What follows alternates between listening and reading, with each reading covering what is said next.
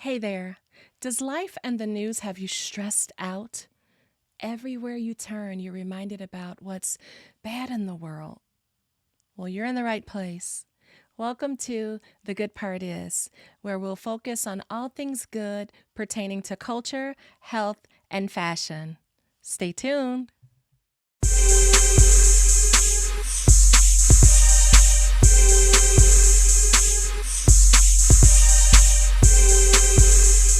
I'm Michelle of Out of My Shell, The Voice. Welcome to The Good Part Is, where we'll highlight what's good in culture, health, and fashion. This channel is for people tired of hearing bad news. And listen, I'm not here to spill the tea. That's not what this show is about. I'm here to bring the coffee so we can sober up a little bit. See, spilling causes accidents and creates messes. If you want to see more good, you be more good. So let's dive right into the good part in culture.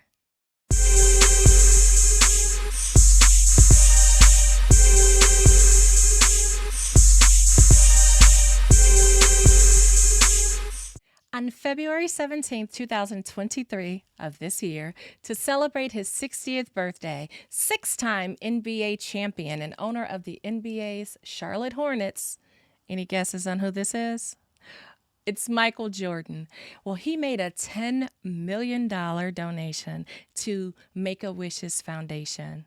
This would be the largest donation from an individual in Make-A-Wish's entire history. Now, one fun fact, as we're celebrating Michael Jordan in culture, culture is very important to the culture. I know I just used the same word, right? But here's the thing. It's very important because it impacts our world in ways that we forget sometimes. I can remember the last time the Bulls won the championship and Michael Jordan was a part of the Bulls, being from Chicago. This was 1998. That win meant so much to us. My daughter then was 5 years old, and I promised her, no, we weren't going to Disney, but if the Bulls won, we would ride through the streets and we would scream at the top of our lungs and we would enjoy and have the windows down and just celebrate their win. Well, sure enough, they won. And guess what? I kept my word. We drove down the street and we yelled and screamed, and this little 5-year-old baby had so much fun. Guess what? Everyone in the neighborhood was doing the same thing because of the impact of culture. So, this is why I wanted to focus on Michael Jordan and his cultural impact, because not only was he an amazing basketball player, but he has a huge heart. Now, I know what you're thinking. Yeah, Michelle, you know this is a tax write-off. Well, it is, realistically, right? But it's still a good thing no matter what. Because Make-A-Wish grants wishes to children diagnosed with critical illnesses, and Michael Jordan has been supporting them since 1989. He's been quoted as saying he loves bringing joy to so many children and witnessing their strength and resilience as they're enduring this tough time in their lives. Michael has been inspired by their strength. It's reported that Jordan has granted hundreds of wishes to children all over the world and is one of their most requested celebrity wish granters. In 2008, Michael Jordan was named Make-A-Wish's Chief Wish Ambassador for what the organization called the life-changing impacts he's made on the children and their families. Jordan hopes with his giving that it will inspire and encourage others to join him to donate to Make-A-Wish's foundation. So you know this is a huge cultural impact, right?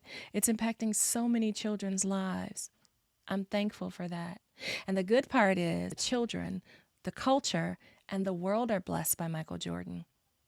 Thank you, Mr. Jordan, our Forever 23. Next up, the good part is health.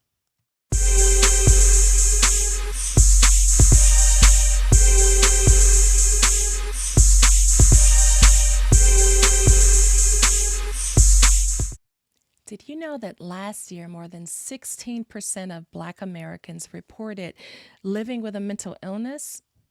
You heard me right. That's more than 7 million people. Well, the good part in health is Christopher LeMark. LeMark is a father of one, a Christian hip-hop artist, playwright, live concert producer, and a public speaker. He's also the founder of Coffee, Hip Hop, and Mental Health, a Chicago-based 501c3 charitable organization that provides individual as well as group therapy to those facing financial barriers, and this is particularly in the Black neighborhoods. See, I wanted to focus on Christopher LeMark because mental health is so important. It's just as important as our physical health. And it has a very special role in my life because for well over three decades, I suffered desperately with what was known when I was 16 years old as having severe clinical chronic depression, which would be major depressive disorder today. I suffered, and here's a trigger warning, trigger warning, trigger warning. I was suicidal from the age of 12 to the age of 30. I attempted 4 times and actually flatlined on the 4th time. And part of the reason that I suffered so desperately is because, or was because of the stigma associated and attached to depression and mental illness. Because in the Black families, especially, you depressed. Girl, if you don't go and get out of my face. You depressed. All the stuff we overcame, you better get over it. Something happens to everybody. You better get stronger in this life or life's going to eat you up. Depression ain't real. That's just an excuse. And oh my goodness, this is the worst one. With suicide attempts, oh no, that ain't real. You just trying to get attention. Girl, you better get over it.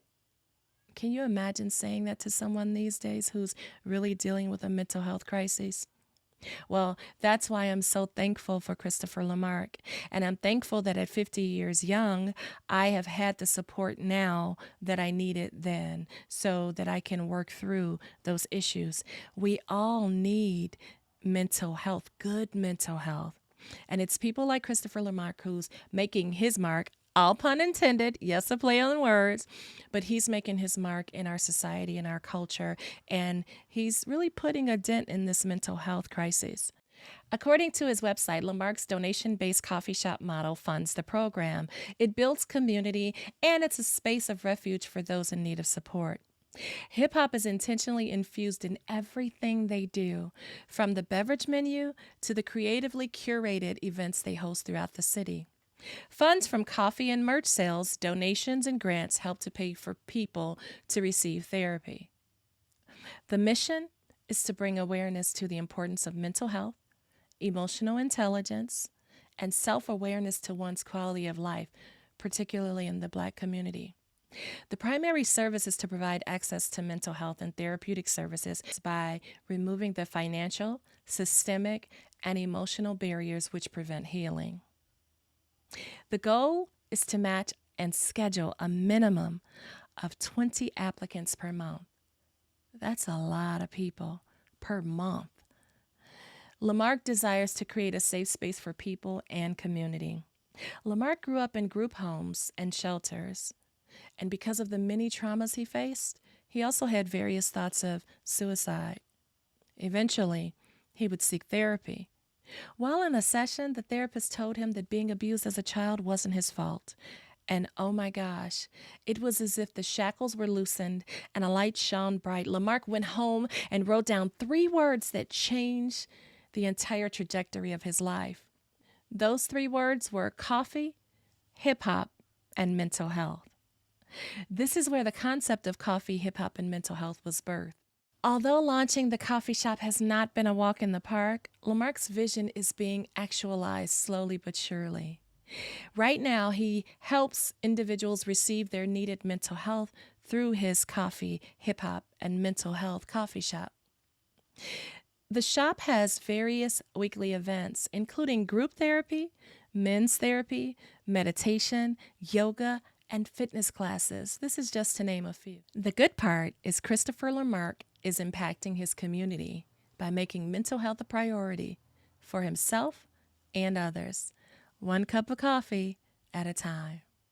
You can find the coffee shop and donate at coffee, hiphop, and mentalhealth.com. Again, that's coffee, hiphop, and mentalhealth.com. Thank you, Christopher LeMark. We applaud you and we thank you for your efforts. And last but not least, the good part in fashion is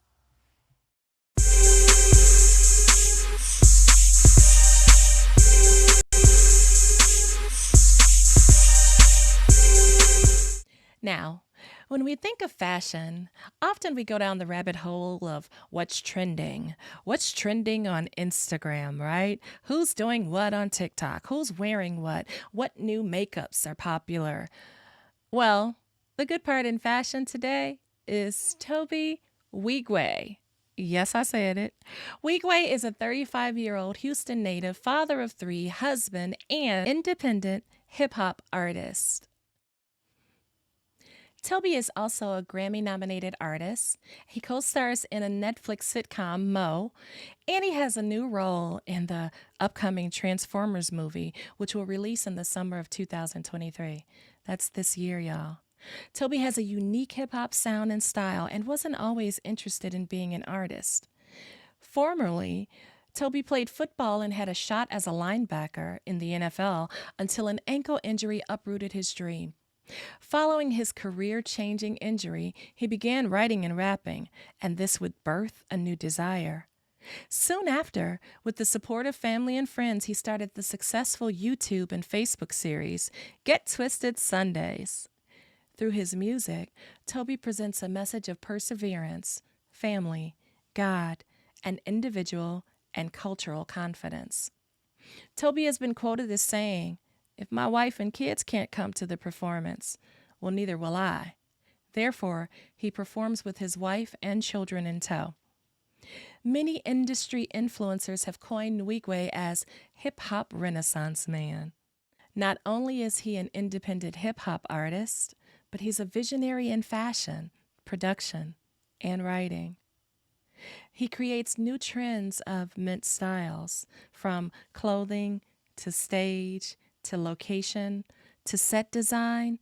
His performances are an entire experience. Tobe credits his creativity to God first, experiences in the hood second, and his relationship with his wife third. And if you've ever attended a concert and witnessed the mint fashion and style, well, let's just say it's a whole vibe. In fact, I actually attended one of his concerts in November 2021, and I wore mint clothing as well. Yes, I purchased it myself because I'm so inspired by his fashion sense, and I wanted to blend well with his stage design.